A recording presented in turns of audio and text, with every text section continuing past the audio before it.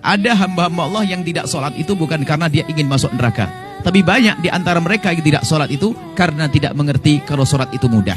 Maka kalau ada orang tidak bisa sholat, bukan yang salah dia, yang salah ustadznya, mempersulit urusan sholat. Ini selalu kami hadirkan. Sholat. Saya mau tanya Bu ya, hukumnya sholat pakai pakaian kerja kotor, beroli tapi tidak najis.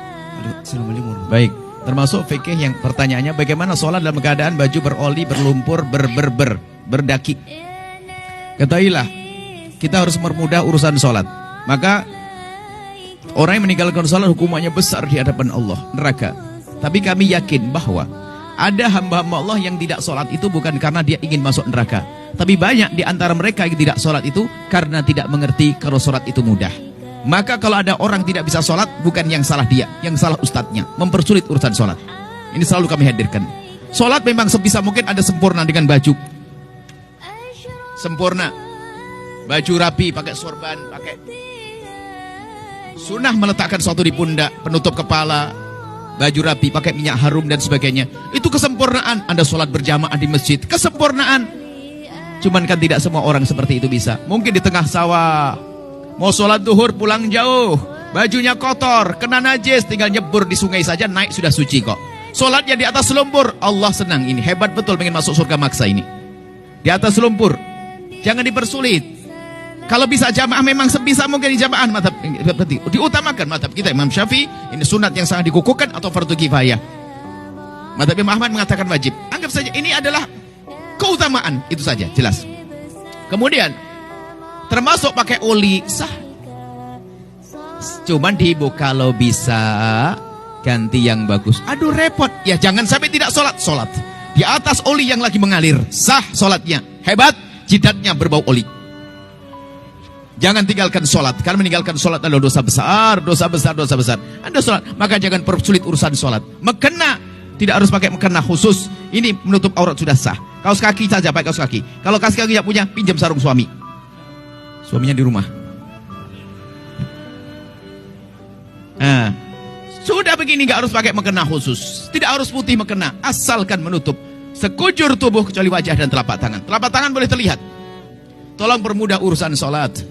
Tidak harus pakai digelar di mana saja. Ini sah sholat di sini. Ini tidak najis. Siapa bilang najis? Bumi Allah semuanya suci, baru akan berubah menjadi najis kalau Anda yakin melihatnya. Ada orang kencing di sini nggak? Ada yang lihat kencing di sini? Dipel atau belum? Ini pernah dipel atau tidak? Nggak tahu kan? Aslinya bumi Allah suci atau tidak? Biarpun tidak dipel berarti tidak akan berubah menjadi najis kecuali ada jamaah kencing di sini berdiri. Pernah lihat atau tidak? Karena tidak pernah melihat, ini suci. Sholat di sini sah, nggak usah pakai sajadah. Sah sholat, nggak usah pakai sajadah. Di jalan raya juga sah, polisi yang ngamuk. Jadi jangan bikin susah sholat itu. Di mana saja, lumpur suci. Ada orang mungkin punya baju bagus, beli baju satu dosen pulang dari Korea, bajunya hem putih bagus semuanya. Cuman makainya sebulan sekali, satu Januari 1, Februari 1. Daki hitam, baunya luar biasa. Sah enggak pakai sholat? Sah enggak pakai sholat? Sah, cuman kotor. Tolong permudah sholat, jangan bersulit sholat. Boleh, hebat. Bahkan tak taunya kerja di bengkel pakai belepotan semuanya. Masya Allah. Sholat berjamaah lagi. Allah, hebat nih. Malaikat senyum nih. Gak boleh ada meninggalkan sholat. Dimanapun Anda berada, tetap sholat. Di padang pasir, di lumpur, di pinggir laut, semuanya. Masya Allah. Najis itu sangat pendek. Najis itu sedikit. Jangan semua dikit-dikit. Najis. Najis hanya 7, selebihnya tidak najis. Ini bab fikih nanti insya Allah. Sah ya? Jangan persulit urusan sholat. Permudah urusan ibadah. Jangan sampai ada satu pun meninggalkan sholat. Maka termasuk kemudian yang perlu kami hadirkan, mengkosor sholat tadi, mohon maaf. Saya itu lupa, kalau ini banyak pendatang. Saya pikir ini orang tinggal di sini semuanya. Maka saya ngomong, gimana sholat yang pertamanya? Sempurna atau kosor? Saya pikir Anda tuh orang sini semuanya. Tatonya ada yang 5 jam perjalanan. Sama dengan saya 5 jam juga.